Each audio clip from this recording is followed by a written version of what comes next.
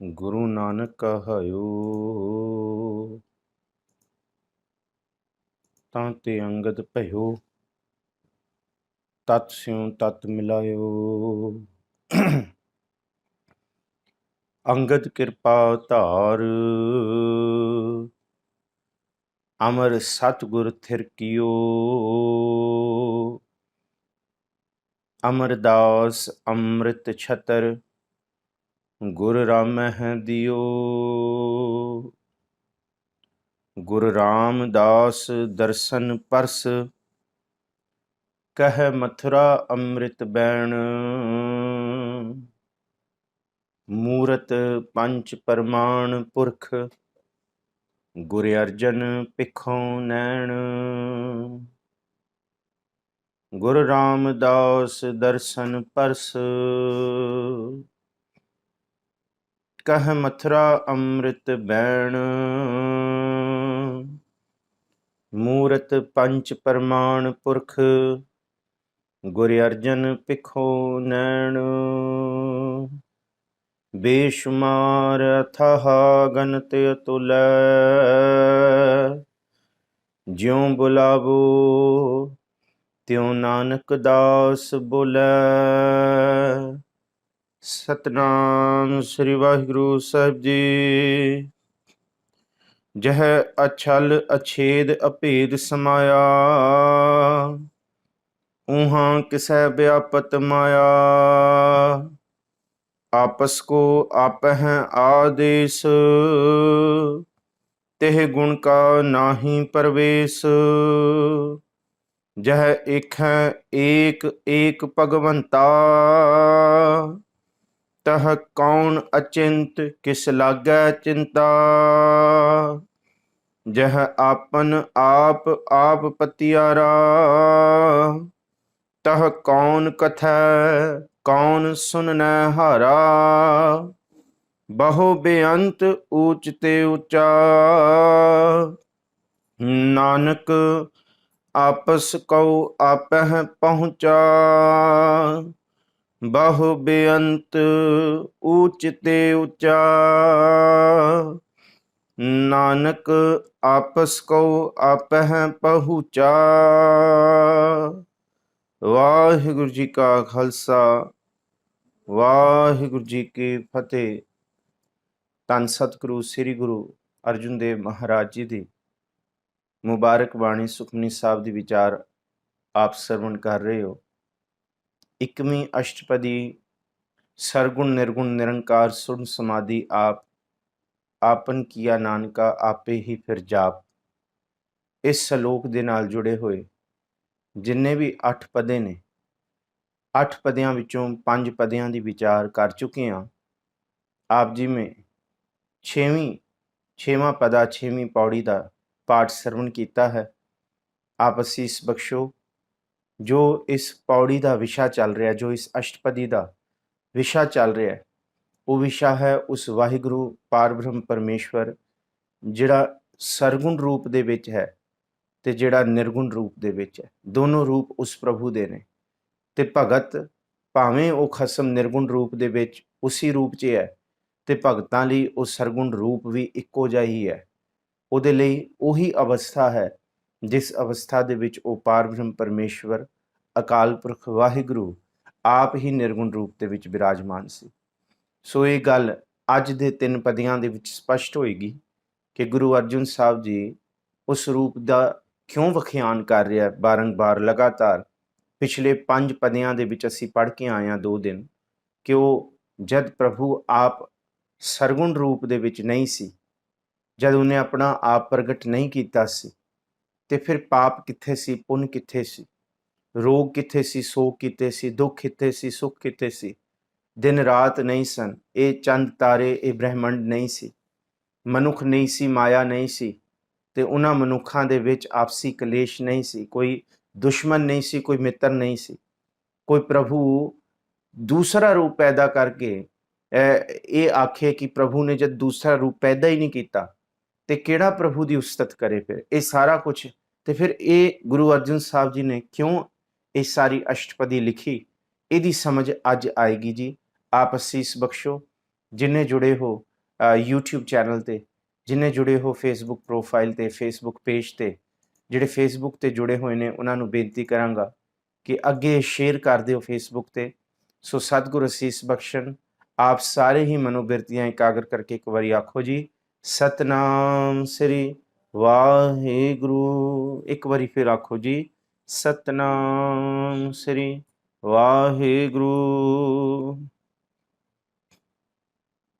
ਜਹ ਛਲ ਅਛੇਦ ਅਭੇਦ ਸਮਾਇਆ ਊਹਾਂ ਕਿਸਹਿ ਵਿਆਪਤ ਮਾਇਆ। ਜਿਸ ਅਵਸਥਾ ਵਿੱਚ ਪ੍ਰਭੂ ਅਛਲ ਅਛੇਦ ਅਭੇਦ, ਅਛਲ ਦਾ ਮਤਲਬ ਜਿਹਨੂੰ ਕੋਈ ਧੋਖੇ ਦੇ ਨਾਲ ਛਲ ਨਾ ਸਕੇ, ਅਛੇਦ ਜਿਹਨੂੰ ਕੋਈ ਛੇਦ ਨਾ ਸਕੇ, ਜਿਹਨੂੰ ਕੋਈ ਨੁਕਸਾਨ ਨਾ ਪਹੁੰਚਾ ਸਕੇ, ਭੇਦਿਆ ਨਾ ਜਾਏ। ਅਭੇਦ ਤੇ ਜਿਹਦਾ ਕੋਈ ਭੇਦ ਨਾ ਪਾ ਸਕੇ, ਜਿਹੜੀ ਚੀਜ਼ ਹੈ ਹੀ ਆਪਣੇ ਰੂਪ ਦੇ ਵਿੱਚ ਆਪ, ਜਿਹੜੀ ਹੈ ਹੀ ਬਿਲਕੁਲ ਨਿਰਗੁਣ ਹੋਈ ਬੈਠੀ ਹੈ, ਤੇ ਫਿਰ ਉਹਦਾ ਭੇਦ ਕੌਣ ਪਾਏਗਾ। ਧੰਨ ਗੁਰੂ ਅਰਜਨ ਸਾਹਿਬ ਮਹਾਰਾਜ ਜੀ ਕਹਿੰਦੇ ਜਦੋਂ ਉਹ ਖਸਮ ਵਾਹਿਗੁਰੂ ਅਛਲ ਅਛੇਦ ਅਭੇਦ ਆਪਣੇ ਰੂਪ ਦੇ ਵਿੱਚ ਸਮਾਇਆ ਹੋਇਆ ਸੀ, ਨਾ ਕੋਈ ਉਹਨੂੰ ਅਛੇਦ ਸਕਦਾ, ਨਾ ਕੋਈ ਉਹਦਾ ਭੇਦ ਪਾ ਸਕਦਾ, ਤੇ ਨਾ ਕੋਈ ਉਹਨੂੰ ਛਲ ਸਕਦਾ। ਊਹਾਂ ਕਿਸੇ ਵਿਆਪਤ ਮਾਇਆ, ਤੇ ਫਿਰ ਜਦ ਉਸ ਪ੍ਰਭੂ ਨੇ ਹੀ ਮਾਇਆ ਬਣਾਈ ਹੈ, ਉਹੀ ਛਲਣ ਵਾਲੀ ਹੈ, ਉਹੀ ਭੇਦਣ ਵਾਲੀ ਹੈ, ਕਿਉਂਕਿ ਉਸ ਮਾਇਆ ਨੂੰ ਕੋਈ ਨਹੀਂ ਭੇਦ ਸਕਦਾ, ਪਰ ਉਹ ਮਾਇਆ ਸਾਰਿਆਂ ਨੂੰ ਭੇਦ ਜਾਂਦੀ ਹੈ। ਭੇਦਣ ਦਾ ਮਤਲਬ ਕਿ ਸਾਰਿਆਂ ਨੂੰ ਉਹ ਨੁਕਸਾਨ ਪਹੁੰਚਾ ਕੇ ਜਾਂਦੀ ਹੈ। ਕਿਸ ਰੂਪ ਦੇ ਵਿੱਚ? ਮਾਇਆ ਚੰਗੀ ਤੇ ਲੱਗਦੀ ਹੈ, ਪਰ ਆਉਣ ਲੱਗਿਆਂ ਇਹ ਖੁਸ਼ੀ ਦਿੰਦੀ ਹੈ, ਜਾਉਣ ਲੱਗਿਆਂ ਇਹ ਬਹੁਤ ਨੁਕਸਾਨ ਕਰਕੇ ਜਾਂਦੀ ਹੈ। ਮਾਟੀ ਕੋ ਪੁੱਤਰਾ ਕੈਸੇ ਨਚਤ ਹੈ, ਦੇਖੈ ਦੇਖੈ ਸੁਣੈ ਬੋਲੇ दोरियो फिरत है, जब कछ पावत तब गर्भ करत है, माया गई तो रोवन लगत है। ਇਹ ਰੁਲਾ ਕੇ ਛੱਡਦੀ ਹੈ। ਇਹਨੂੰ ਹੀ ਕਬੀਰ ਸਾਹਿਬ ਜੀ ਨੇ ਨਕਟੀ ਕਿਹਾ, ਨਕਟੀ ਕੋ ਠਨਗਨ ਬਾਡਾ ਡੂ, ਜਿਹੜਾ ਨੱਕ ਵੱਢ ਦੇ। ਇਹਨੂੰ ਹੀ ਕਬੀਰ ਸਾਹਿਬ ਜੀ ਨੇ ਨਮਸਕਾਰ ਕੀਤੀ ਹੈ ਕਿ ਗ੍ਰਹਿ ਸੋਭਾ ਜਾ ਕੇ ਰੇ ਨਾਹੀ, ਆਵਤ ਪਈਆ ਖੁਦੇ ਜਾਹੀ, ਵਾਕਿਆ ਅੰਤਰ ਨਹੀਂ ਸੰਤੋਖ, ਬਿਨ ਸੁਹਾਗਣ ਲਾਗੈ ਦੋਖ। ਕਿ ਜਿਹਦੇ ਕੋਲ ਇਹ ਨਹੀਂ ਹੈ ਉਹ ਵੀ ਦੁਖੀ ਹੈ, ਤੇ ਜਿਹਦੇ ਕੋਲ ਬਹੁਤਾ ਹੈ ਤੇ ਉਹ ਵੀ ਦੁਖੀ ਹੈ। ਇਸ ਕਰਕੇ ਇਹ ਸਭ ਨੂੰ ਠੱਗਦੀ ਹੈ, ਇਹ ਛੇਦਦੀ ਹੈ, ਇਹ ਛਲਦੀ ਹੈ, ਪਰ ਇਹਨੂੰ ਕੋਈ ਛਲ ਨਹੀਂ ਸਕਦਾ। ਗੁਰੂ ਨਾਨਕ ਸਾਹਿਬ ਕਹਿੰਦੇ ਅਛਲ ਛਲਾਈ ਨਹ ਛਲੈ, ਨਹ ਘਾਉ ਕਟਾਰਾ ਕਰ ਸਕੇ। ਨਾ ਕੋਈ ਇਹਨੂੰ ਛੇਦ ਸਕਦਾ, ਨਾ ਛਲ ਸਕਦਾ। ਕੋਈ ਕਹੇ ਕਿ ਮੈਂ ਮਾਇਆ ਨੂੰ ਛਲ ਲਾਂਗਾ, ਗੁਰੂ ਨਾਨਕ ਸਾਹਿਬ ਕਹਿੰਦੇ ਬਹੁਤ ਮੁਸ਼ਕਿਲ, ਬਿਲਕੁਲ ਨਾਮੁਮਕਿਨ ਵਾਲੀ ਗੱਲ ਹੈ। ਇੱਕ ਰੂਪ ਦੇ ਵਿੱਚ ਛਲੀ ਜਾ ਸਕਦੀ ਹੈ, ਉਹਦਾ ਵੀ ਜ਼ਿਕਰ ਕੀਤਾ। ਪਰ ਜੇ ਕੋਈ ਆਪਣੇ ਆਪ ਨੂੰ ਵੱਡਾ ਸੂਰਮਾ ਕਹੇ ਕਿ ਮੈਂ ਇਸ ਮਾਇਆ ਨੂੰ ਕਾਬੂ ਕਰ ਲਾਂਗਾ, ਇਹ ਮੇਰੀ ਦਾਸੀ ਹੈ, ਪਰ ਸੱਚੀ ਮੁੱਚੀ ਧੰਨ ਗੁਰੂ ਨਾਨਕ ਸਾਹਿਬ ਮਹਾਰਾਜ ਜੀ ਦੀ ਬਖਸ਼ਿਸ਼ ਤੋਂ ਬਿਨਾਂ, ਉਸ ਪ੍ਰਭੂ ਦੀ ਬਖਸ਼ਿਸ਼ ਤੋਂ ਬਿਨਾਂ ਇਹ ਸਾਰਿਆਂ ਨੂੰ ਆਪਣੀ ਦਾਸੀ ਬਣਾਈ ਰੱਖਦੀ ਹੈ। ਵੈਸੇ ਇਹ ਕਿਸੇ ਨੂੰ ਛੱਡਦੀ ਨਹੀਂ ਹੈ, ਕੋਈ ਵਿਰਲਾ ਹੀ ਇਹਨੂੰ ਦਾਸੀ ਬਣਾਉਂਦਾ ਹੈ, ਤੇ ਉਹ ਹੈ ਮਾਇਆ ਦਾਸੀ ਭਗਤਾਂ ਕੀ। ਭਗਤ ਜਿਹੜੇ ਬੰਦਗੀ ਕਰਦੇ ਆ ਉਹਦੀ ਫਿਰ ਦਾਸੀ ਬਣਦੀ ਹੈ। ਇਹਨੂੰ ਕਿਹਾ ਛਲ ਛਲਾਈ ਨਹਿ ਛਲੈ, ਨਹਿ ਘਾਉ ਕਟਾਰਾ ਕਰ ਸਕੈ, ਜਿਉ ਸਾਹਿਬ ਰਾਖੈ ਤਿਉ ਲਖੈ ਰਹਿ, ਇਸ ਲੋਭੀ ਕਾ ਜਿਉ ਟਲ ਪਲੈ। ਇਹ ਮਾਇਆ ਜਦ ਚਿੰਬੜ ਜਾਂਦੀ ਹੈ, ਮਨ ਲੋਭੀ ਹੁੰਦਾ ਹੈ, ਤੇ ਟਲ ਪਲੈ। ਟਲ ਪਲੈ ਦਾ ਮਤਲਬ ਕਦੀ ਕਹਿੰਦਾ ਹਾਂ ਇਹ ਠੀਕ ਹੈ, ਕਦੀ ਕਹਿੰਦਾ ਇਹ ਗਲਤ ਹੈ, ਕਦੀ ਕਹਿੰਦਾ ਇਹ ਚੰਗਾ ਹੋਇਆ, ਇਹ ਮਾੜਾ ਹੋਇਆ, ਇਹ ਇਵੇਂ ਹੋਇਆ, ਉਹ ਉਵੇਂ ਹੋ ਜਾਂਦਾ। ਫਿਰ ਕਿਆਸ ਲਾਉਣੀ ਸ਼ੁਰੂ ਕਰਦਾ ਹੈ, ਸ਼ਾਇਦ ਇਹ ਕੰਮ ਇਵੇਂ ਹੋ ਜਾਏ। ਇਹ ਟਲ ਪਲੈ ਦਾ ਮਤਲਬ ਉਹਦੇ ਮਨ ਦੇ ਵਿੱਚ ਇੱਕ ਬਿਰਤੀ ਨਹੀਂ ਰਹਿੰਦੀ। ਚਲਿਆ ਹੈ ਕਾਰਜ ਨੂੰ ਸੋਧਣ ਵਾਸਤੇ, ਪਰ ਮਨ ਦੇ ਅੰਦਰ ਦੂਸਰਾ ਖਿਆਲ ਨਾਲ ਦੇ ਨਾਲ ਆ ਗਿਆ, ਹਾਏ ਜੇ ਕਾਰਜ ਨਾ ਬਣਿਆ ਫਿਰ ਕੀ ਕਰਾਂਗੇ। ਇਹਨੂੰ ਟਲ ਪਲੈ ਕਿਹਾ। ਕਹਿੰਦੇ ਕਾਰਜ ਕਰਨ ਤੁਰਿਆ ਤੇ ਪਹਿਲਾਂ ਹੀ ਨਾਮੁਮਕਿਨ, ਉਹ ਪਹਿਲਾਂ ਹੀ ਨੈਗੇਟਿਵਿਟੀ ਵਾਲਾ ਖਿਆਲ ਲੈ ਆਇਆ। ਇਹਦਾ ਮਤਲਬ ਕਿ ਇਹ ਅੰਦਰ ਦੀ ਭਾਵਨਾ ਪੂਰੀ ਦ੍ਰਿੜ ਨਹੀਂ ਹੈ। ਜਿਸ ਦ੍ਰਿੜ ਭਾਵਨਾ ਨੂੰ ਗੁਰੂ ਨਾਨਕ ਸਾਹਿਬ ਕਹਿੰਦੇ ਆ ਕਿ ਕਿਸੇ ਮਾਰਗ ਲਈ ਤੁਰਨ ਲਈ ਹੈ ਤੇ ਸੱਚ ਦੇ ਮਾਰਗ ਦੀ ਖੋਜ, ਇਹ ਹੈ ਤੇ ਮਨ ਖੋਜ ਮਾਰਗ, ਪਰ ਕਿਸੇ ਵੀ ਮਾਰਗ ਤੋਂ ਤੁਰਨ ਤੋਂ ਪਹਿਲਾਂ ਗੁਰੂ ਨਾਨਕ ਸਾਹਿਬ ਕਹਿੰਦੇ ਜੀ ਕੀ ਬਿਰਥਾ ਹੋਏ ਸੋ ਗੁਰ ਪੈ ਅਰਦਾਸ ਕਰ। ਅਰਦਾਸ ਕਰਕੇ ਤੁਰ ਤਾਂ ਕਿ ਨੈਗੇਟਿਵਿਟੀ ਖਤਮ ਹੋਏ। ਦੂਸਰਾ ਅਗਾਹਾਂ ਕੋ ਤਰਾਗ ਪਿੱਛਾ ਫੇਰਨਾ ਮੋਹੜੜਾ, ਨਾਨਕ ਸਿਜ ਇਵੇਹਾ ਵਾਰ ਬਹੁੜ ਨਾ ਹੋਈ ਜਨਮੜਾ। ਅਗਾਹਾਂ ਵਾਲੀ ਬਿਰਤੀ ਰੱਖ, ਹਾਂ ਵਾਲੀ ਬਿਰਤੀ ਰੱਖ। ਪਰ ਜਿੱਥੇ ਇਹ ਮਾਇਆ ਚਿੰਬੜ ਗਈ, ਜਿੱਥੇ ਭਾਵ ਇਹਨੇ ਆਪਣਾ ਰੰਗ ਦਿਖਾਇਆ, ਫਿਰ ਇਹ ਕਈ ਰੂਪਾਂ 'ਚ ਚਿੰਬੜਦੀ ਹੈ। ਇਹਨੂੰ ਹੀ ਕਿਹਾ ਕਿ ਲੋਭ ਰੂਪੀ ਜਦ ਚਿੰਬੜਦੀ ਹੈ ਕਿ ਜੇ ਇਹ ਨਹੀਂ ਬਣਿਆ ਤੇ ਫਿਰ ਕੀ ਕਰਾਂਗੇ। ਤੇ ਫਿਰ ਇਸ ਲੋਭੀ ਕਾ ਜਿਉ ਟਲ ਪਲੈ, ਬਿਨ ਤੇਲ ਦੀਆ ਕਿਉਂ ਜਲੈ। ਖੈਰ ਇਹ ਸ਼ਬਦ ਦੇ ਮੈਂ ਪੂਰੇ ਅਰਥ ਨਹੀਂ ਕਰਾਂਗਾ। ਸਮੇਂ ਦੇ ਵਿੱਚ ਰਹਿੰਦਿਆਂ ਉਹ ਇਸ ਮਾਇਆ ਨੂੰ ਛਲ ਸਕਦਾ ਹੈ। ਪੋਥੀ ਪੁਰਾਣ ਕਮਾਈਐ, ਭਉਵੱਟੀ ਇਤ ਤਨ ਪਾਈਐ, ਸੱਚ ਬੂਝਣ ਆਣ ਜਲਾਈਐ, ਇਹ ਤੇਲ ਦੀਵਾ ਇਉਂ ਜਲੈ, ਕਰ ਚਾਨਣ ਸਾਹਿਬ ਤਉ ਮਿਲੈ। ਜੇ ਆਪਣੇ ਹਿਰਦੇ ਦੇ ਅੰਦਰ ਗੁਰੂ ਸ਼ਬਦ ਦਾ ਪ੍ਰਕਾਸ਼ ਕੀਤਾ ਜਾਏ, ਗੁਰੂ ਦੇ ਸ਼ਬਦ ਦੀ ਸੀਖ ਲਈ ਜਾਏ, ਜੋ ਗੁਰੂ ਨੇ ਦੱਸਿਆ ਕਿ ਭਾਈ ਮਾਇਆ ਮਮਤਾ ਮੋਹਣੀ ਜਿਨ ਵਿਣ ਦੰਤਾ ਜਗ ਖਾਇਆ, ਗੁਰਮੁਖ ਜਿਹੜੇ ਨੇ ਉਹ ਬਚ ਜਾਂਦੇ ਨੇ। ਮਨਮੁਖ ਖਾਦੇ ਗੁਰਮੁਖ ਉਬਰੇ, ਜਿਨੀ ਸੱਚ ਨਾਮ ਚਿਤ ਲਾਇਆ, ਬਿਨ ਨਾਵੈ ਜਗ ਕਮਲਾ ਫਿਰੈ। ਗੁਰਮੁਖ ਨਦਰੀ ਆਇਆ, ਧੰਦਾ ਕਰਤਿਆਂ ਨਿਹਫਲ ਜਨਮ ਗਵਾਇਆ, ਸੁਖਦਾਤਾ ਮਨ ਨਾ ਵਸਾਇਆ। ਜੇ ਸੁਖਦਾਤਾ ਮਨ ਨਹੀਂ ਵਸਿਆ ਤੇ ਅਸੀਂ ਚਾਹੁੰਦੇ ਹਾਂ ਕਿ ਮਾਇਆ ਤੋਂ ਸਾਨੂੰ ਸੁਖ ਮਿਲ ਜਾਏ। ਮਹਾਰਾਜ ਕਹਿੰਦੇ ਕਦੀ ਸੁਖ ਨਹੀਂ ਮਿਲ ਸਕਦੇ। ਸੁਖ ਮੰਗਤ ਦੁਖ ਆਗੈ ਆਵੈ, ਸੋ ਸੁਖ ਹਮੂ ਨਾ ਕਬਹੂ ਭਾਵੈ। ਕਿ ਅਸੀਂ ਸੋਚਦੇ ਹਾਂ ਸ਼ਾਇਦ ਇਹ ਸੁਖ ਹੀ ਹੈ, ਪਰ ਉਹਦੇ ਅਗਲੇ ਪੜਾਅ ਦੇ ਵਿੱਚ ਉਸ ਦਿਖਦੇ ਸੁਖ ਵਿੱਚੋਂ ਦੁੱਖ ਹੀ ਪੈਦਾ ਹੁੰਦਾ। ਸੋ ਗੁਰੂ ਪਾਤਸ਼ਾਹ ਜੀ ਇਸ ਕਰਕੇ ਕਹਿੰਦੇ ਹੈ ਕਿ ਜਦ ਪ੍ਰਭੂ ਨੇ ਆਪਣੇ ਆਪ ਦਾ ਪਸਾਰਾ ਨਹੀਂ ਕੀਤਾ ਤੇ ਆਪਣੇ ਆਪ ਦੇ ਵਿੱਚੋਂ ਮਾਇਆ ਨੂੰ ਨਹੀਂ ਬਣਾਇਆ, ਤੇ ਫਿਰ ਉਸ ਵੇਲੇ ਕੌਣ ਅਛਲ ਸੀ, ਕਿਹੜਾ ਅਛੇਦ ਸੀ ਤੇ ਕਿਹੜਾ ਅਭੇਦ ਭਾਵ। ਨਾ ਕੋਈ ਛਲਣ ਵਾਲਾ ਤੇ ਨਾ ਕੋਈ ਛਲ ਸਕਦਾ ਸੀ। ਕਿਸੇ ਰੂਪ ਦੇ ਵਿੱਚ ਵੀ ਮਾਇਆ ਦਾ ਪਸਾਰਾ ਨਹੀਂ ਸੀ।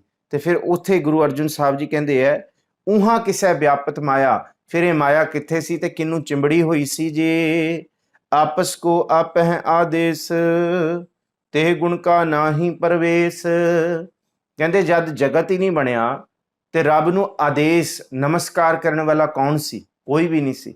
ਉਹ ਰੱਬ ਆਪਣੇ ਆਪ ਨੂੰ ਆਪ ਹੀ ਨਮਸਕਾਰ ਕਰਦਾ ਸੀ। ਤੇ ਗੁਣ ਕਾ ਨਾਹੀ ਪਰਵੇਸ, ਉਹਦੇ ਉੱਤੇ ਤ੍ਰੈ ਗੁਣਾਂ ਦੀ ਕੋਈ ਭਾਵਨਾ ਨਹੀਂ ਚਿੰਬੜ ਸਕਦੀ। ਤੇ ਨਾ ਉਹਨੇ ਸ੍ਰਿਸ਼ਟੀ ਬਣਾਈ ਸੀ ਉਸ ਪ੍ਰਭੂ ਨੇ। ਜੇ ਸ੍ਰਿਸ਼ਟੀ ਬਣੀ ਨਹੀਂ, ਮਾਇਆ ਬਣੀ ਨਹੀਂ, ਤੇ ਫਿਰ ਤ੍ਰੈ ਗੁਣਾਂ ਦਾ ਵੀ ਕੋਈ ਪ੍ਰਵੇਸ਼ ਨਹੀਂ ਸੀ। ਤਮੋ ਸਤੋ ਤੇ ਰਜੋ ਇੱਥੇ ਹਾਵੀ ਨਹੀਂ ਸਨ, ਜਦ ਉਹ ਇੱਕ ਰੂਪ ਦੇ ਵਿੱਚ ਆਪ ਹੀ ਆਪਣੇ 'ਚ ਸਮਾਇਆ ਬੈਠਾ ਸੀ। ਜੇ ਜਹ ਏਕ ਹੈ ਏਕ ਏਕ ਭਗਵੰਤਾ, ਤਹ ਕੌਣ ਅਚਿੰਤ ਕਿਸ ਲਾਗੈ ਚਿੰਤਾ। ਜਦੋਂ ਇੱਕੋ ਹੀ ਇੱਕ ਸੀ।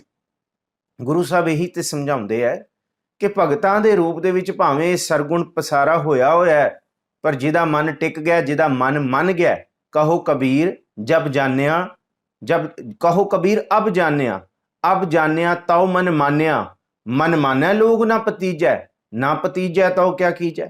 ਕਬੀਰ ਸਾਹਿਬ ਕਹਿੰਦੇ ਮਾਇਆ ਤੋਂ ਬਚਿਆ ਜਾ ਸਕਦਾ ਹੈ। ਲੋਕ ਕਹਿੰਦੇ ਕਿਵੇਂ ਬਚ ਸਕਦੇ ਆ? ਕਬੀਰ ਸਾਹਿਬ ਕਹਿੰਦੇ ਮੈਂ ਬਚਿਆ, ਲੋਕ ਨਹੀਂ ਮੰਨਦੇ। ਕਬੀਰ ਸਾਹਿਬ ਕਹਿੰਦੇ ਜੇ ਨਹੀਂ ਮੰਨਦੇ ਤੇ ਮੈਂ ਕੀ ਕਰਾਂ? ਇਹੀ ਦੱਸਿਆ ਜਾ ਸਕਦਾ। ਭਗਤ ਜਨ ਤੇ ਦੱਸਦੇ ਨੇ ਕਿ ਜੇ ਨਿਰਗੁਣ ਰੂਪ ਦੇ ਵਿੱਚ ਖਸਮ ਇੱਕ ਹੈ, ਸਰਗੁਣ ਰੂਪ ਦੇ ਵਿੱਚ ਵੀ ਭਗਤਾਂ ਲਈ ਉਹ ਇੱਕੋ ਹੀ ਰੂਪ 'ਚ ਬੈਠਾ। ਜੇ ਨਿਰਗੁਣ ਰੂਪ ਦੇ ਵਿੱਚ ਮਾਇਆ ਦਾ ਪਸਾਰਾ ਨਹੀਂ ਹੈ, ਮਾਇਆ ਨਹੀਂ ਚਿੰਬੜ ਸਕਦੀ ਕਿਸੇ ਨੂੰ ਅਛਲ ਅਛੇਦ ਅਭੇਦ ਵਾਲੀ ਭਾਵਨਾ ਬਿਲਕੁਲ ਉਹ ਵਰਤ ਰਹੀ ਹੈ ਨਿਰਗੁਣ ਰੂਪ ਦੇ ਵਿੱਚ, ਨਾ ਫਿਰ ਕਿਸੇ ਦਾ ਆਣਾ ਜਾਣਾ ਹੈ। ਫਿਰ ਭਗਤ ਨੂੰ ਸਰਗੁਣ ਦੇ ਵਿੱਚ ਵੀ ਉਹੀ ਕੁਝ ਵਾਪਰਦਾ, ਕਿਉਂਕਿ ਉਹਦੇ ਲਈ ਇੱਕੋ ਦੇ ਨਾਲ ਹੀ ਸਾਂਝ ਹੈ। ਇਸ ਕਰਕੇ ਕਬੀਰ ਸਾਹਿਬ ਕਹਿੰਦੇ ਕਿ ਕਹੋ ਕਬੀਰ ਅਬ ਜਾਣਿਆ ਜਬ ਜਾਣਿਆ ਤਉ ਮਨ ਮਾਨੈ ਲੋਗ ਨਾ ਪਤੀਜੈ ਤਉ ਕਿਆ ਕੀਜੈ। ਹੁਣ ਕੀ ਕਰ ਸਕਦੇ ਹਾਂ? ਇਸ ਕਰਕੇ ਕਬੀਰ ਸਾਹਿਬ ਨੇ ਕਿਹਾ ਅਬ ਤੋਂ ਜਾਏ ਚੜ੍ਹੈ ਸਿੰਘਾਸਨ ਮਿਲਹਿ ਸਾਰੰਗ ਪਾਣੀ, ਰਾਮ ਕਬੀਰਾ ਏਕ ਭਏ ਹੈ। ਉਸ ਏਕ ਦੀ ਗੱਲ ਕੀਤੀ ਜਿਹੜਾ ਸਰਗੁਣ ਤੇ ਨਿਰਗੁਣ ਤੋਂ ਨਿਰਲੇਪ ਹੈ। ਔਰ ਰੱਬ ਸਰਗੁਣ ਵੀ ਹੈ, ਨਿਰਗੁਣ ਵੀ ਹੈ, ਔਰ ਇਹਨਾਂ ਦੋਨਾਂ ਅਵਸਥਾ ਤੋਂ ਨਿਰਲੇਪ ਵੀ ਹੈ। ਇਸ ਕਰਕੇ ਜਹ ਏਕ ਹੈ ਏਕ ਭਗਵੰਤਾ, ਜਿੱਥੇ ਇੱਕੋ ਹੀ ਇੱਕ ਭਗਵਾਨ ਸੀ, ਤਹ ਕੌਣ ਅਚਿੰਤ ਕਿਸ ਲਾਗੈ ਚਿੰਤਾ। ਤੇ ਉਸ ਵੇਲੇ ਦੱਸੋ ਕਿਹੜਾ ਅਚਿੰਤ ਤੇ ਕਿਹਨੂੰ ਚਿੰਤਾ ਲੱਗੇ। ਜਦ ਮਾਇਆ ਦਾ ਪਸਾਰਾ ਹੀ ਨਹੀਂ ਸੀ, ਦੂਜਾ ਕੋਈ ਹੈ ਹੀ ਨਹੀਂ ਸੀ, ਚਿੰਤਾ ਤੇ ਅਚਿੰਤ ਦੀ ਕੋਈ ਖੇਡ ਨਹੀਂ ਸੀ। ਜੇ ਜਹ ਆਪਨ ਆਪ ਪਤਿਆਰਾ, ਤਹ ਕੌਣ ਕਥੈ ਕੌਣ ਸੁਣੈ ਹਾਰਾ। ਸਤਿਗੁਰੂ ਜੀ ਇਹੀ ਸਮਝਾਉਣਾ ਚਾਹੁੰਦੇ ਆ, ਜਦ ਨਿਰਗੁਣ ਰੂਪ ਦੇ ਵਿੱਚ ਕੋਈ ਅਚਿੰਤ ਨਹੀਂ, ਕੋਈ ਚਿੰਤਾ ਨਹੀਂ, ਤੇ ਸਰਗੁਣ ਵਿੱਚ ਵੀ ਉਸ ਇੱਕ ਨੂੰ ਚੇਤੇ ਕਰਕੇ ਅਚਿੰਤ ਤੇ ਚਿੰਤਾ ਦੋਨੋਂ ਤੋਂ ਬਚਿਆ ਜਾ ਸਕਦਾ। ਜਦ ਜਾੜੀ ਖਤਮ ਹੋ ਜਾਏ, ਜਿੱਥੇ ਅਚਿੰਤਾ ਹੀ ਨਹੀਂ ਹੈ ਤੇ ਉੱਥੇ ਚਿੰਤਾ ਕਿੱਥੋਂ? ਚਿੰਤਾ ਹੋਏਗੀ ਤੇ ਬੰਦਾ ਕਹੇਗਾ ਕਿ ਅਚਿੰਤ ਰਹੋ, ਨਾਨਕ ਚਿੰਤਾ ਮਤ ਕਰੋ, ਚਿੰਤਾ ਤਿਸ ਹੀ ਹੈ ਜਲ ਮੈਂ ਜੰਤ ਉਪਾਇੰਦੇ ਤਿਨਾ ਵੀ ਰੋਜ਼ੀ ਦੇ। ਚਿੰਤਾ ਛਾੜ ਅਚਿੰਤ ਰਹੋ, ਨਾਨਕ ਲਗ ਪਾਈ। ਗੁਰੂ ਦੇ ਚਰਨਾਂ ਨੂੰ, ਪ੍ਰਭੂ ਦੇ ਚਰਨਾਂ ਨੂੰ ਘੁੱਟ ਕੇ ਫੜੋ। ਲਗ ਪਾਈ ਦਾ ਮਤਲਬ ਘੁੱਟ ਕੇ ਚਰਨ ਫੜੋ। ਸਤਿਗੁਰੂ ਜੀ ਕਹਿੰਦੇ ਜਦ ਉਹ ਹੈ ਹੀ ਨਹੀਂ ਸੀ, ਇਹਦਾ ਕੀਤਾ ਹੋਇਆ ਪਸਾਰਾ, ਤੇ ਕਿਹੜਾ ਚਿੰਤਾ ਦੇ ਵਿੱਚ ਤੇ ਕਿਹੜਾ ਅਚਿੰਤ ਦੇ ਵਿੱਚ।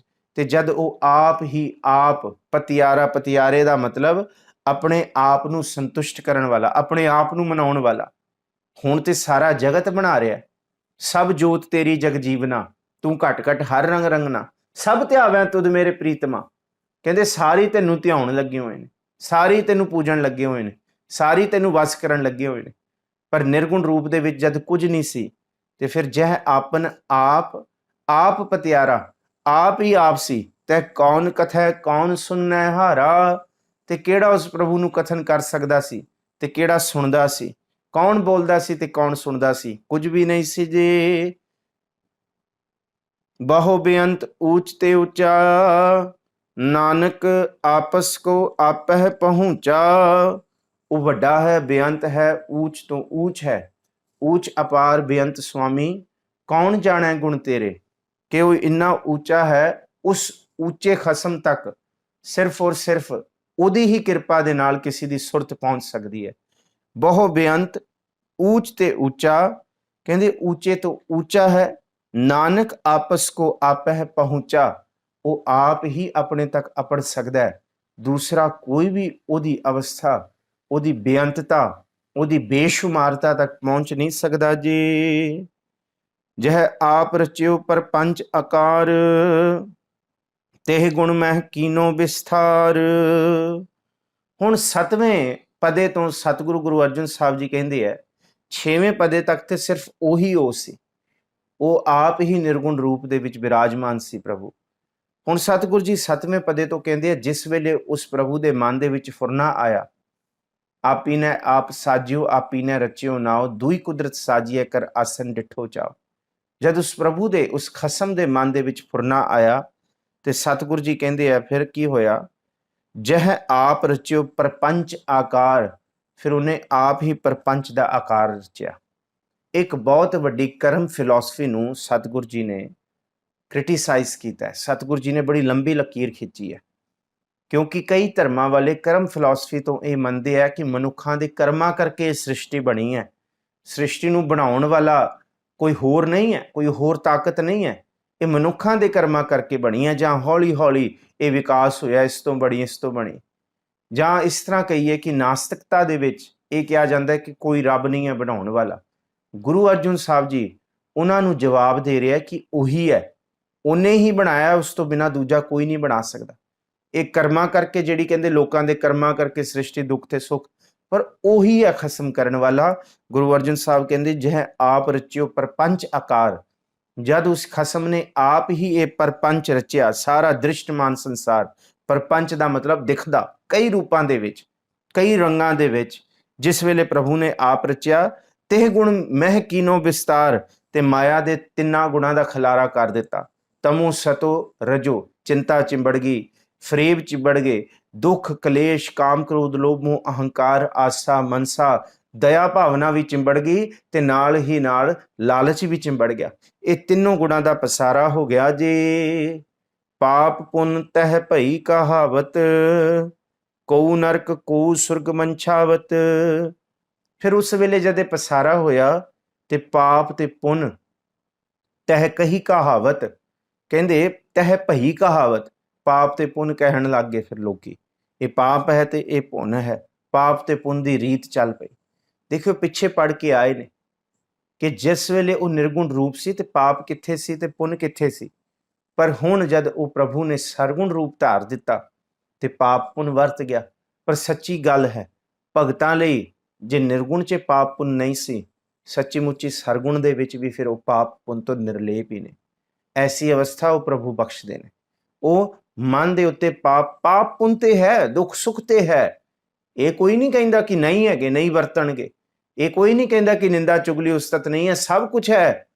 ਪਰ ਭਗਤ ਉਹਨਾਂ ਤੋਂ ਨਿਰਲੇਪ ਹੈ। ਬੰਦਗੀ ਕਰਨ ਵਾਲਾ ਉਹ ਨਿਰਗੁਣਤਾਈ ਵਾਲੀ ਅਵਸਥਾ ਦੇ ਵਿੱਚ ਹੈ, ਉਸ ਤੋਂ ਬਿਲਕੁਲ ਨਿਰਲੇਪ ਹੈ।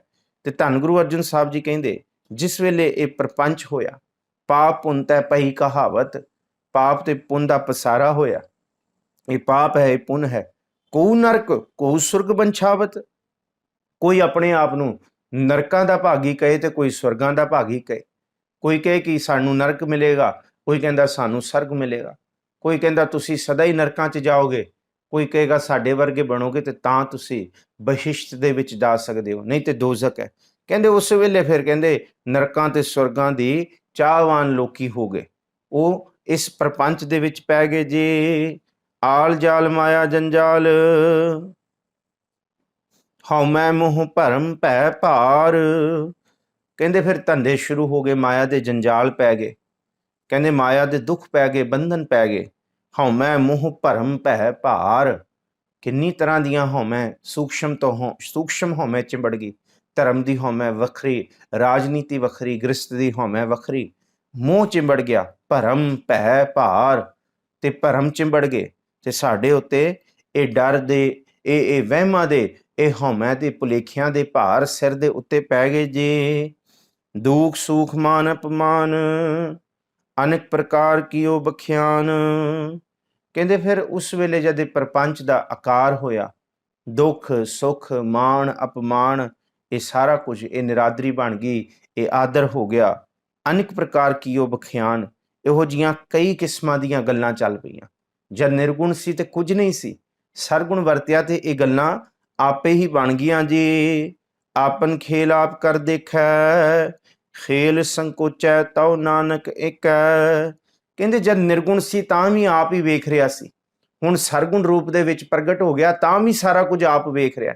ਉਹਨੂੰ ਪਤਾ ਹੈ ਤਾਂ ਕੁਝ ਨਹੀਂ ਸੀ ਤੇ ਹੁਣ ਸਭ ਕੁਝ ਹੈ, ਪਰ ਉਸ ਖਸਮ ਨੂੰ ਇਹ ਵੀ ਪਤਾ ਹੈ ਕਿ ਜਿੱਥੇ ਬੰਦਗੀ ਹੈ, ਜੈ ਸਾਧੂ ਗੋਬਿੰਦ ਭਜਨ, ਕੀਰਤਨ ਨਾਨਕ ਨੀਤ, ਣਾ ਹੂੰ ਅੜਾ ਤੂੰ ਨਹਿ ਛੁਟੈ, ਨਿਕਟ ਨਾ ਜਾਇਓ ਦੂਤ। ਫਿਰ ਜਿੱਥੇ ਸਾਧੂ ਭਜਨ ਹੈ, ਕੀਰਤਨ ਹੈ, ਬੰਦਗੀ ਹੈ, ਇਬਾਦਤ ਹੈ, ਉਸ ਪ੍ਰਭੂ ਦਾ ਨਾਮ ਹੈ, ਫਿਰ ਉੱਥੇ ਕੁਛ ਵੀ ਨਹੀਂ ਹੈ। ਉੱਥੇ ਫਿਰ ਹੁਕਮ ਹੈ, ਉੱਥੇ ਫਿਰ ਭੈ ਹੈ ਉਸ ਰੱਬ ਦਾ। ਭੈ ਦੇ ਵਿੱਚ ਹੀ ਫਿਰ ਜਿਹੜਾ ਜਮ ਹੈ ਉਹ ਆਪਣਾ ਰਾਜ ਦਰਬਾਰ ਲਾ ਕੇ ਬੈਠਾ। ਭੈ ਦੇ ਵਿੱਚ ਹੀ ਚਿੱਤਰ ਤੇ ਗੁਪਤ ਨੇ। ਫਿਰ ਜਿੱਥੇ ਬੰਦਗੀ ਕਰਨ ਵਾਲੇ ਨੇ, ਫਿਰ ਉਹਨਾਂ ਕੋਲ ਨਹੀਂ ਚਿੰਬੜਦੇ। ਉਹਨਾਂ ਦੀ ਉਹੀ ਅਵਸਥਾ ਜਿਹੜੀ ਨਿਰਗੁਣੀ ਅਵਸਥਾ ਸੀ। ਸਰਗੁਣ ਦੇ ਵਿੱਚ ਵੀ ਉਹ ਨਿਰਲੇਪ ਰਹਿੰਦੇ ਹੈ। ਉਹ ਆਪ ਆਪਣੇ ਖੇਲ ਆਪ ਬਣਾ ਕੇ ਆਪ ਹੀ ਵੇਖ ਰਿਹਾ ਹੈ। ਖੇਲ ਸੰਕੋਚੇ ਤੋਂ ਨਾਨਕ ਏਕ ਹੈ। ਜਿਸ ਰੂਪ ਦੇ ਵਿੱਚ ਨਿਰਗੁਣ ਬੈਠੇ ਸੀ ਉਹ ਖਸਮ ਪ੍ਰਭੂ ਵਾਹਿਗੁਰੂ ਪਾਰਬ੍ਰਹਮ ਪਰਮੇਸ਼ਵਰ ਅੱਜ ਸਰਗੁਣ ਪਸਾਰਾ ਦਿਖ ਰਿਹਾ। ਜਿਸ ਦਿਨ ਇਹ ਖੇਲ ਸੰਕੋਚਤਾ, ਫਿਰ ਮਹਾਰਾਜ ਗੁਰੂ ਅਰਜਨ ਸਾਹਿਬ ਜੀ ਕਹਿੰਦੇ ਉਹ ਖਸਮ ਫਿਰ ਇੱਕੋ ਹੀ ਰੂਪ ਦੇ ਵਿੱਚ ਵਿਰਾਜਮਾਨ ਹੋਏਗਾ। ਇਹਦਾ ਮਤਲਬ ਜੋ ਕੁਛ ਬਣਿਆ ਉਸ ਤੋਂ ਬਣਿਆ, ਜੋ ਕੁਛ ਵਰਤ ਰਿਹਾ ਉਸ ਤੋਂ ਵਰਤ ਰਿਹਾ, ਜੋ ਕੁਛ ਹੋ ਰਿਹਾ ਚੰਗਾ ਮੰਦਾ ਉਹ ਉਹਦੀ ਰਜ਼ਾ ਦੇ ਵਿੱਚ ਹੈ। ਖੇਲ ਸੰਕੋਚਾ ਤਉ ਨਾਨਕ ਏਕ ਹੈ। ਜੇ ਖੇਲ ਸੰਕੋਚਿਆ ਜਾਏਗਾ ਤਾਂ ਵੀ ਉਹ ਇੱਕੋ ਹੀ ਇੱਕ ਹੋਏਗਾ ਜੀ। ਜੈ ਬਿਗਤ ਭਗਤ ਤਹ ਆਪ, ਜੈ ਪਸਰੈ ਪਾਸਾਰ ਸੰਤ ਪ੍ਰਤਾਪ। ਹੁਣ ਸਾਰੀ ਅਸ਼ਟਪਦੀ ਦਾ ਨਿਚੋੜ ਸਮਝ ਆ ਜਾਏਗਾ। 7 ਪਦਿਆਂ ਤੱਕ ਅਸੀਂ ਵਿਚਾਰ ਕਰ ਚੁੱਕੇ ਹਾਂ। 7 ਪਦਿਆਂ ਦੇ ਵਿੱਚੋਂ ਪਹਿਲੇ 6 ਪਦੇ ਸਿਰਫ ਅਸੀਂ ਨਿਰਗੁਣ ਰੂਪ ਪ੍ਰਭੂ ਦਾ ਵਿਚਾਰਿਆ। ਜਦੋਂ ਨਿਰਗੁਣ ਰੂਪ ਦੇ ਵਿੱਚ ਪ੍ਰਭੂ ਵਿਰਾਜਮਾਨ ਸੀ ਤੇ ਤਾਂ ਕੁਝ ਨਹੀਂ ਸੀ। ਤੇ ਫਿਰ ਪਿਛਲੇ ਪਦਿਆਂ ਦੇ ਵਿੱਚ ਅਸੀਂ ਸਰਗੁਣਤਾਈ, ਜਦ ਸਰਗੁਣ ਵਰਤਿਆ ਪਾਪ ਪੁੰਨ ਆ ਗਿਆ, ਨਿੰਦਾ ਚਿੰਦਾ ਆ ਗਈ, ਦੁੱਖ ਸੁੱਖ ਆ ਗਿਆ, ਮਾੜਾ ਚੰਗਾ ਆ ਗਿਆ, ਮਾਨ ਅਭਿਮਾਨ ਆ ਗਿਆ, ਸਭ ਕੁਝ ਆ ਗਿਆ, ਇਹ ਵਰਤ ਗਿਆ।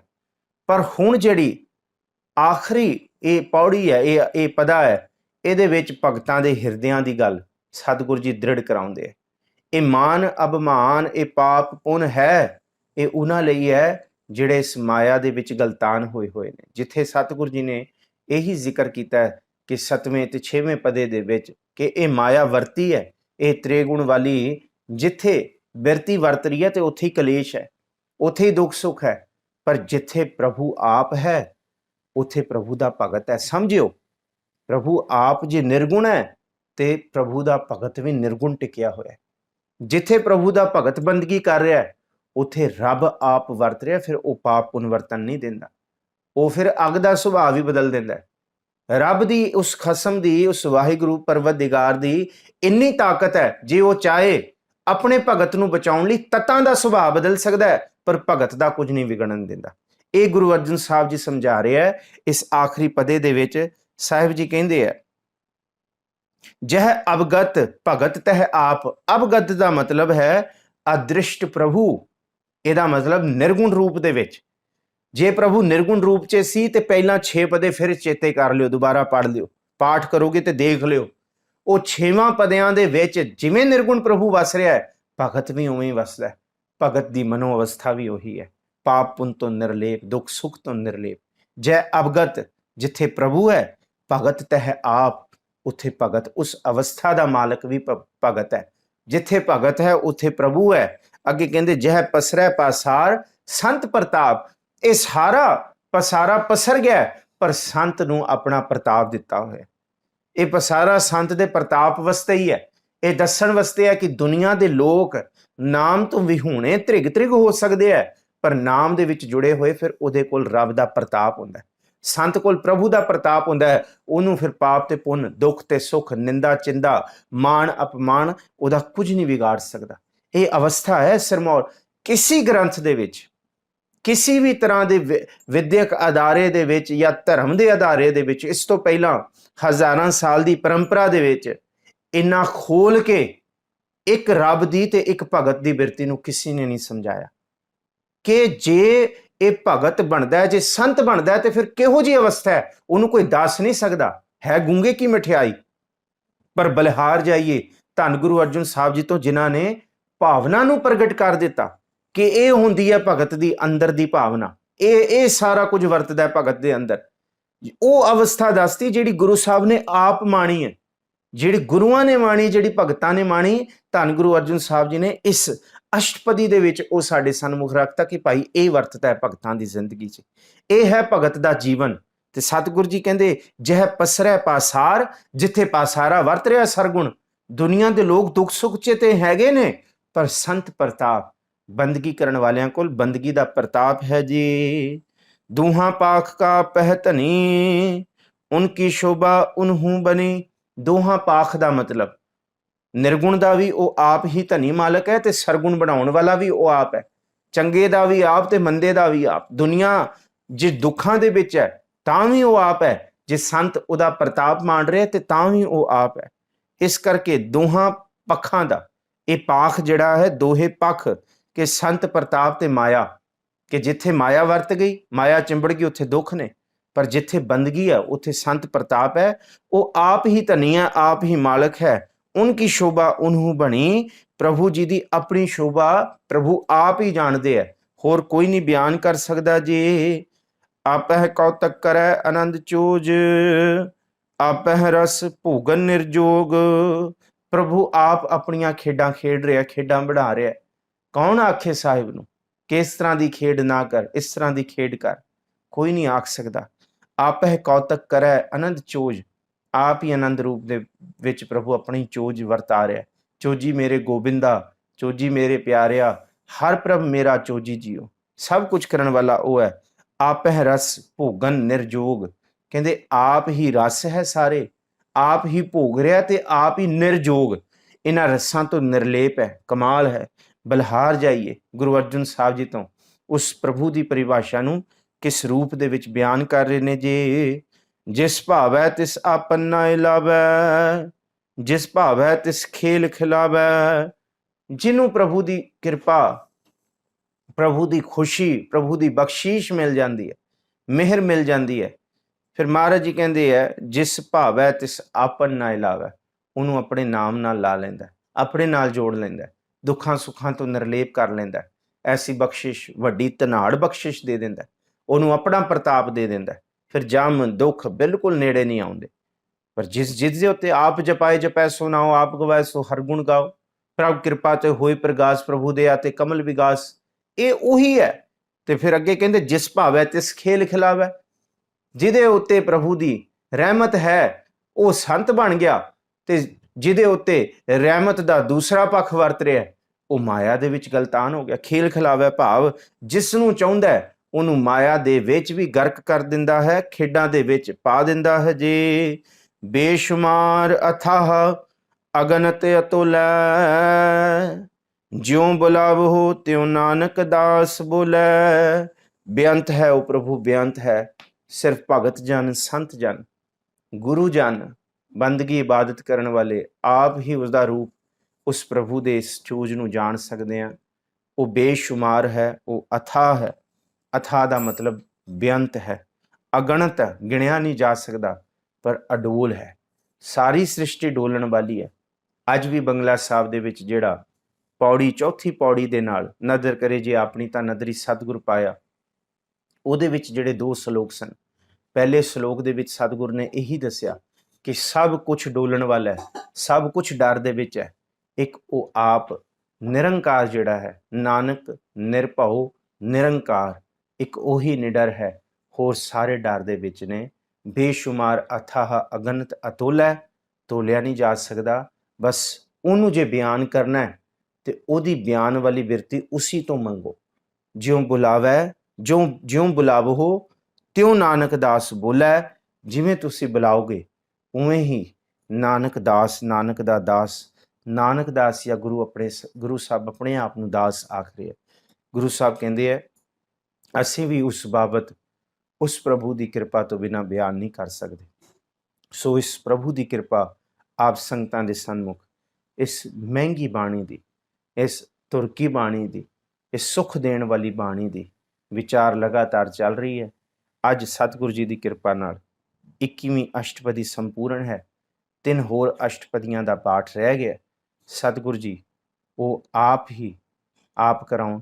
ਇੱਥੇ ਦੁੱਖ ਸੁੱਖ, ਨਰਕ ਸਵਰਗ ਕੋਈ ਵੱਖਰਾ ਸੰਸਾਰ ਨਹੀਂ ਹੈ, ਕੋਈ ਉਹ ਵੱਖਰੇ ਪੱਧਰ 'ਤੇ ਨਹੀਂ ਹੈ। ਤੇਜਿੰਦਰ ਕੌਰ ਨੇ ਜਿਹੜਾ ਪ੍ਰਸ਼ਨ ਪੁੱਛਿਆ, ਨਰਕ ਤੇ ਸਵਰਗ ਮਹਾਰਾਜ ਕਹਿੰਦੇ ਹੈ ਇੱਥੇ ਹੀ ਹੈ। ਜੇ ਉਸ ਪ੍ਰਭੂ ਦੀ ਇਬਾਦਤ ਬੰਦਗੀ ਹੈ ਤੇ ਫਿਰ ਉਹ ਨਰਕਾਂ ਦੇ ਵਿੱਚ ਵੀ ਸਵਰਗ ਹੈ। ਭਾਵ ਆਲਾ ਦੁਆਲਾ ਭਾਵੇਂ ਜਿਹੋ ਜਿਹਾ ਮਰਜ਼ੀ ਹੋਏ, ਜਿਹੋ ਜਿਹੇ ਮਰਜ਼ੀ ਹੋਣ। ਭਗਤ ਕਬੀਰ ਦੀ ਜਿੰਨੀ ਨਿੰਦਾ ਹੋਈ, ਜਿੰਨਾ ਮਾੜਾ ਆਖਿਆ ਗਿਆ, ਜਿੰਨੇ ਦੁੱਖ ਉਹਨਾਂ ਨੇ ਸਹਾਰੇ, ਪਰ ਉਹਨਾਂ ਦਾ ਮਨ ਸਵਰਗ ਦੇ ਵਿੱਚ ਹੀ ਰਿਹਾ। ਉਹ ਨਿਰਲੇਪ ਰਹੇ ਨੇ। ਇਸ ਕਰਕੇ ਨਰਕ ਦੇ ਵਿੱਚ ਵੀ ਸਵਰਗ ਹੈ। ਭਾਈ ਭਗਤ ਨਾਮਦੇਵ ਜੀ ਨੂੰ ਤੇ ਚੱਕ ਕੇ ਬਾਹਰ ਮਾਰਿਆ ਕਿ ਹਸਤ ਖਲਤ ਤੇਰੇ ਦੇਹੁਰੇ ਆਇਆ, ਭਗਤ ਕਰਤ ਨਾਮਾ ਪਕੜ ਉਠਾਇਆ। ਹੀਨਰੀ ਜਾਤ ਮੇਰੀ ਜਾਦਮ ਰਾਇਆ, ਛਿਪੇ ਕੈ ਜਨਮ ਕਾਹੇ ਕੋ ਆਇਆ। ਲੈ ਕਮਲੀ ਚਲਿਓ ਪਲਟਾਏ, ਦਹਰੇ ਪਾਛੇ ਬੈਠਾ ਆਏ। ਜਿਉਂ ਜਿਉਂ ਨਾਮਾ ਹਰ ਗੁਣ ਉਚਰੈ, ਭਗਤ ਜਨਾ ਕੋ ਦੇਹੁਰਾ ਫਿਰੈ। ਤੇ ਭਗਤ ਨਾਮਦੇਵ ਦੇ ਲਈ ਤੇ ਦੇਹੁਰਾ ਫਿਰ ਗਿਆ। ਇਹੀ ਜ਼ਿਕਰ ਹੈ ਕਿ ਰੱਬ ਭਗਤ ਦੇ ਲਈ ਦੇਹੁਰਾ ਤਤ ਤੱਕ ਬਦਲ ਸਕਦਾ ਹੈ, ਪਰ ਭਗਤ ਨੂੰ ਆਂਚ ਨਹੀਂ ਆਉਣ ਦਿੰਦਾ। ਭਾਵ ਭਗਤ ਨੂੰ ਉਹ ਬਿਲਕੁਲ ਨਰਕ ਸਵਰਗ ਤੋਂ ਵੀ ਨਿਰਲੇਪ ਰੱਖਦਾ, ਉਹ ਸੱਚਖੰਡੀ ਬਿਰਤੀ ਦੇ ਵਿੱਚ ਰੱਖਦਾ। ਸੋ ਹੋਰ ਕਿੱਥੇ ਕੋਈ ਹੋਰ ਪਲੈਨਟ ਜਾਂ ਹੋਰ ਕੋਈ ਖੰਡ ਨਹੀਂ ਹੈ ਜਿਹੜਾ ਵੱਖਰਾ ਹੈ ਜਿੱਥੇ ਅਸੀਂ ਜਾਣਾ ਹੈ। ਇਹੀ ਹੈ ਸਭ ਕੁਝ, ਇੱਥੇ ਹੀ ਹੈ ਦੁੱਖਾਂ ਤੇ ਸੁੱਖਾਂ ਕਰਕੇ, ਪ੍ਰਭੂ ਦੀ ਇਬਾਦਤ ਬੰਦਗੀ ਕਰਕੇ। ਸੋ ਸਤਿਗੁਰੂ ਜੀ ਬਖਸ਼ਿਸ਼ ਕਰਨ। ਆਪ ਸਾਰੀਆਂ ਸੰਗਤਾਂ ਦਾ ਧੰਨਵਾਦ। ਵਾਹਿਗੁਰੂ ਜੀ ਕਾ ਖਾਲਸਾ, ਵਾਹਿਗੁਰੂ ਜੀ ਕੀ ਫਤਿਹ।